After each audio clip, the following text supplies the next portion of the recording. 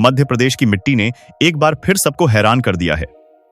वैज्ञानिकों ने यहां खोज निकाला है वो धातु जो आज की आधुनिक दुनिया की तकनीकी धड़कन कही जा सकती है। कहानी शुरू होती है मध्य प्रदेश के जंगलों और पहाड़ियों के बीच से, जहां भारतीय भूवैज्ञानिक सर्वेक्षण गेसाई की टीम चट्टानों की जांच कर रही थी।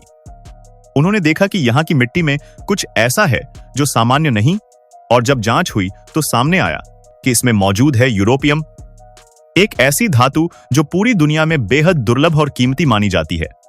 यूरोपियम कोई साधारण धातु नहीं है। इसका इस्तेमाल उन चीजों में होता है जिनके बिना आज की दुनिया अधूरी है। आपके टीवी की स्क्रीन, मोबाइल की रोशनी, सैटेलाइट की आंखें, यहां तक कि मिसाइल की सटीक दिशा तक का राज इस धातु में छिपा है। वैज्ञानिकों के मुताबिक यह धातु छिंदवाड़ा, मंडला और बालाघाट जिलों की धरती में मिली है। यह वही इलाका है जो पहले से ही मैंगनीज, तांबा और यूरेनियम जैसे खनिजों के लिए जाना जाता है, लेकिन यूरोपियम की खोज ने इस जमीन को भारत के लिए टेक्नोलॉजी गोल्ड माइन बना दिया है। अब सवाल उठता है, आखिर यूरोपियम इतना खास क्यों है? असल में यह एक रेयर अर्थ एलिमेंट है, यानी धरती पर बहुत कम मात्रा में पाया जाने वाला तत्व। इसका केमिकल सिंबल यू और एटॉमिक नंबर 63 है। 1901 में फ्रांस के वैज्ञानिक यूजीन डेमार्के ने इसकी खोज की थी। यह धातु चांदी जैसी चमकदार लेकिन बहुत मुलायम होती है। हवा में आते ही ऑक्सीडाइज्ड हो जाती है, यानी जल्दी खराब हो जाती है, इसीलिए इसे खास तरीकों से सुरक्षित रखा जाता है। लेकिन इसकी खासियत उसकी चमक में नहीं, बल्कि उसकी फॉस्फोरेसेंट यानी रोशनी देने की क्षमता में है। जब आप टीवी देखते हैं और उसमें लाल या नीला रंग चमकता है, तो समझ लीजिए उसमें यूरोपियम काम कर रहा है। यही धातु फ्लोरोसेंट लाइट में सफेद रोशनी देने में मदद करती है। दुनिया की बात करें तो यूरोपियम का सबसे बड़ा उत्पादन चीन में होता है। चीन लगभग 70% रेयर अर्थ एलिमेंट्स की सप्लाई अकेले करता है।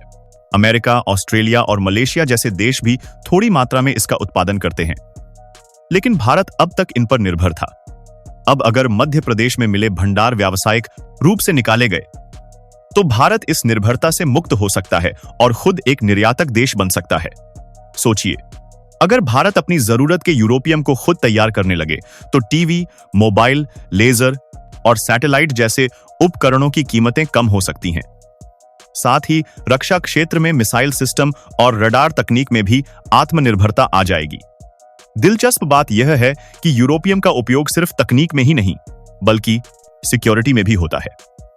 कई देशों के नोट्स और पासपोर्ट में यूरोपियम बेस्ड इंक का इस्तेमाल किया जाता है, जो केवल अल्ट्रावायलेट लाइट में चमकती है। इससे नकली नोट बनाना लगभग नामुमकिन हो जाता है। वैज्ञानिकों का कहना है कि मध्य प्रदेश के जिन इलाकों में यह धातु मिली है, वहां की चट्टानें करोड़ों साल पुरानी हैं।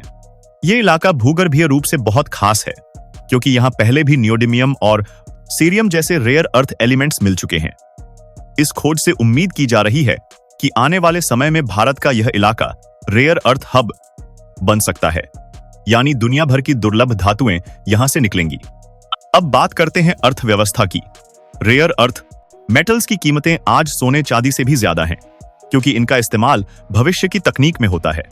यूरोपियम की 1 किलो धातु की अंतरराष्ट्रीय बाजार में कीमत हजारों डॉलर तक पहुंच चुकी है। अगर भारत इसे खुद निकाले और प्रोसेस करे, तो अरबों रुपए का राजस्व कमा सकता है। इससे रोजगार के हजारों अवसर पैदा होंगे, खासकर उन इलाकों में जहां यह धातु मिली है।